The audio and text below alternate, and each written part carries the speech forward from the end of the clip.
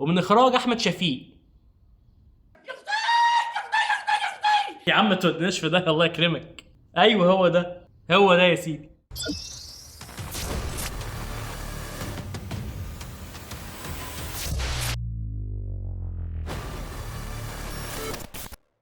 اهلا بيكم ورمضان كريم ان شاء الله. وده الفيديو الثالث والاخير في الاعمال اللي هتابعها في رمضان 2024 ان شاء الله. وخلينا بسرعه كده ندخل على باقي قائمه الاعمال ونقول ان المسلسل رقم 11 معانا هيكون مسلسل بدون سابق انذار.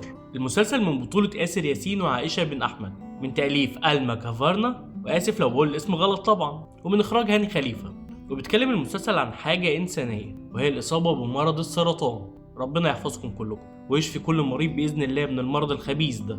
المسلسل بيناقش ازاي حياة العيلة بتتقلب 180 درجة لما احد افرادها بيصاب بالمرض ده، من اول لحظة التشخيص وطول رحلة العلاج والتعافي بعد كده. وانا هتابع المسلسل ده اولا علشان الموضوع يستحق، ثانيا انا بحب اختيارات آسر ياسين وشايفه بيعرف ينقي كويس اعماله، ثالثا في اعلان المسلسل والبوستر بتاعه كان حلو قوي، فانا بحب الشغل اللي ياخد حقه ده، فان شاء الله يبقى المسلسل برضه ياخد حقه زي الاعلان والبوستر كده. ونروح بقى للمسلسل رقم 12 واللي هيكون مسلسل مسار اجباري.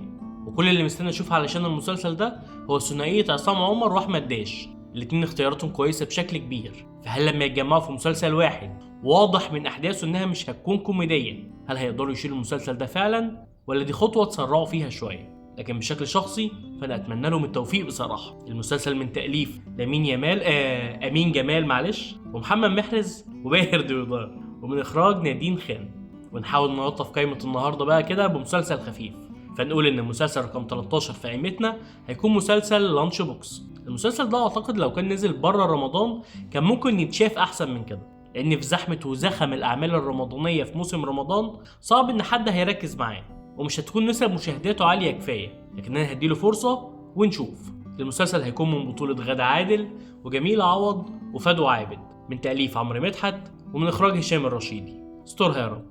وزي ما فهمت من الاعلان كده فهو بيتكلم عن 3 ستات عاديين عاوزين يزودوا دخلهم فبيقرروا يتجهوا للسرقه، تحسهم حبايبي رايحين يقدموا في البنك اللي على اول الشارع. المهم ان تفكيرهم ده بيدخلهم بعد كده في مشاكل اكبر من اللي كانوا عاملين حسابهم عليها، فيا ترى بقى يحصل لهم ايه وهيعدوا من القلق اللي هيدخلوا نفسهم فيه ده ولا الاتش ار هيخصم لهم بعد كده؟ نستنى ونشوف. ونيجي بقى للمسلسل الاخير في قائمه الاعمال الفنيه اللي هتابعها في رمضان 2024 واللي هيكون مسلسل كوبرا لمحمد امام.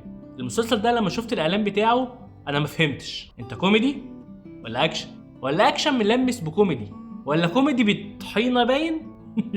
لا بجد انا ما حددتش قوي نوعيه المسلسل، لكن قدر يشدني بشكل ما ان اتفرج واشوف برضه هيقول ايه. المسلسل من بطوله محمد امام ومجموعه كبيره من النجوم سواء الشباب او الكبار، من تاليف احمد ابو زيد. مش ده يا سيدي، مش ده يا حبيبي، حبيبي يا ابو حميد يا جامد والله. ايوه هو ده. ومن اخراج احمد شفيق.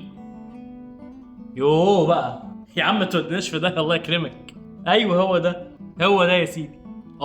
في 3 مسلسلات برضه انا هشوفهم مع نفسي كده لمده اسبوع مثلا، والكويس فيكم هقول لكم لو عايزين تتابعوه، وكده كده ففي واحد فيهم الكل هيتابعه من البدايه سواء كانوا متحمسين له او لا، لازم هيعدي علينا كلنا كده. والمسلسلات دي بقى هي امير العوامري لهاني سلامه، وده لانه ممثل شاطر، لكن كاعلان مسلسل هو مش هدينيش خالص، فانا هديله فرصه مع نفسي كده.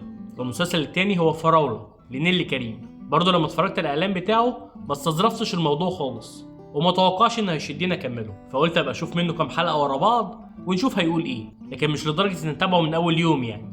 اما بقى المسلسل الاخير واللي طبعا هيعدي على مصر كلها سواء كان حلو او لا فهو مسلسل الكبير، لان المسلسل الكبير حاطط نفسه في مكانه حلوه عندنا، تبقى فيه بقى مواسم احسن من مواسم او حلقات حلوه وحلقات تلبس في حيط، فده طبيعي يا جماعه. لكن انا في الموسم ده مش متحمس كفايه له، والسنه اللي فاتت انا ما شفتش كل حلقاته رغم ان في حلقات ضحكتني جدا، فالسنه دي كده انا هبص عليه برضه ونشوف هيعملوا ايه في الموسم ده. 14 مسلسل هتابعهم، و3 هبقى اشوف منهم كام حلقه كده قبل ما اقرر هضمهم للقايمه ولا كنسلهم، مفرمه. بس ان شاء الله موضوع اللايف ده يظبط معانا في رمضان.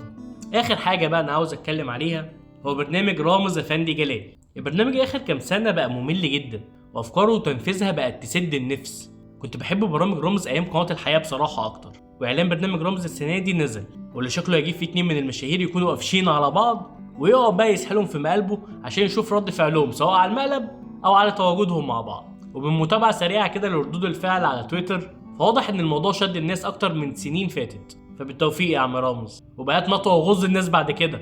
انا عارف انك مش هتبطل غير لما حد يروح فيها في مره. يلا ربنا يهدي. لايك وسبسكرايب يا جماعه عشان ده فعلا بيساعد اننا نكمل. وبس كده، سلام.